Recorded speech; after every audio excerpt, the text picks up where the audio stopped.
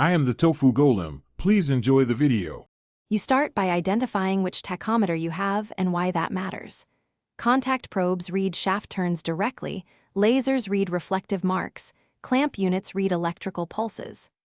Once done, attach the correct probe or apply high-contrast reflective tape to the rotating part and set the meter to an appropriate RPM range.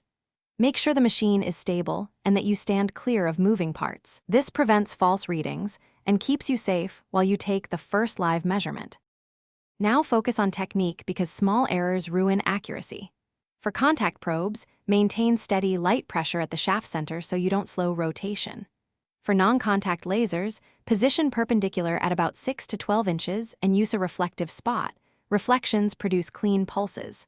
For clamp or pulse-based units, clamp around one conductor and zero out the meter first, since clamping multiple conductors cancels pulses.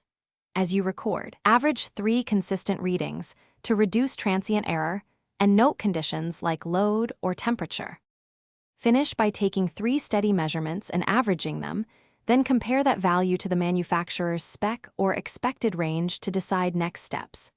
If values jump or drift, make sure probe alignment, probe contact pressure, reflective tape adhesion, and battery voltage are correct.